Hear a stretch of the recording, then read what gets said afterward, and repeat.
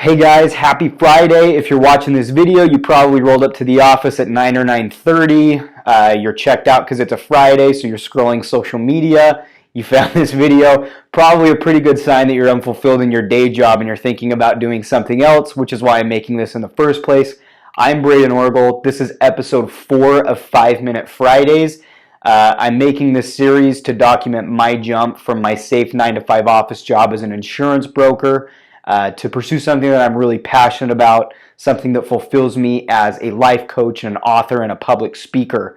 And my message to you this week is that sometimes this just absolutely sucks. I think it's really important and really essential to be vulnerable as I do this and to let people into my journey. So not to be negative, but I wanted to just let people into, obviously there are risks that you can assess before you go into something like this, before you leave your job. But I wanted to show people kind of the more, the less glamorous, more unsexy parts of this, sacrifices that I've had to make, things that just really are not fun, the unsexy steps to get from, safety, quote unquote, to what fulfills me, what I'm passionate about. And just to give you an idea of some of the things that I've had to do in like the last 2 months since I left my job, first I had to save up enough money to make it viable, in the sense that I had to have enough of a cushion so that if I didn't make any money doing this, if I made $0, worst case scenario, we had enough of a cushion to continue to get by and maintain our current lifestyle. My family and me, I have a wife and a daughter to provide for. So I had to save up enough money for there to be a cushion first.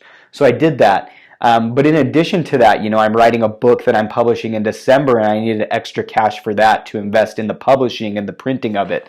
And so what I had to do was, I am an avid golfer, but I had to sell my golf clubs in order to fund the publishing of this book. And that might sound heinous to some. If you would have told me this even just a few months ago, that I'd be selling my golf clubs, would not have believed you for a second.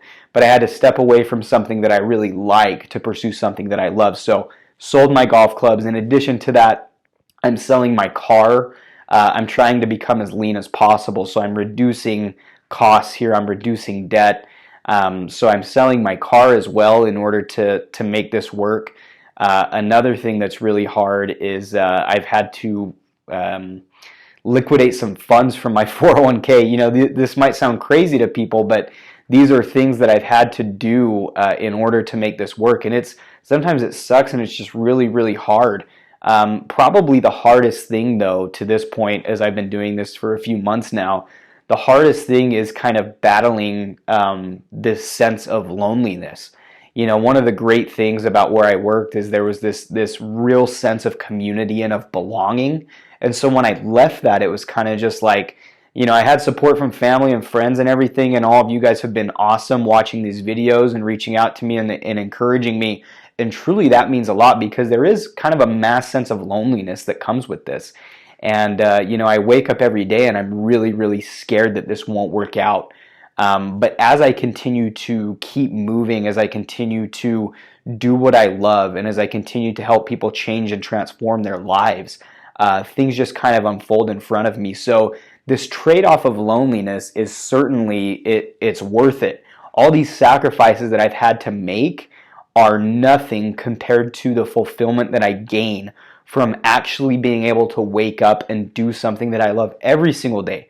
That is invaluable. You couldn't pay me enough money to give that up. And so as I move along, it's been really cool to see how just miraculous circumstances appear in my life. And I mentioned this on a previous episode, but I'm not going to get into the details of these circumstances because I think that can become a hiding place for some.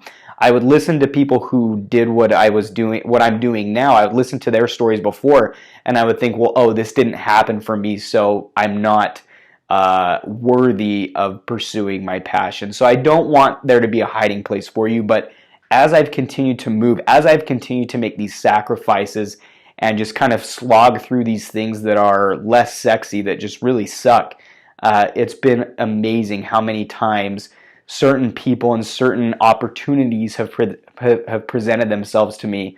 But thank you for tuning into this. It's so important for me to be vulnerable with you and to let you know that this isn't always just daisies and butterflies, to use a cliche, but it's sometimes it's really hard and it sucks. But my message to you is that it's absolutely worth it to make those sacrifices and to maybe temporarily step away from things that you like to do something that you love. It's well worth it.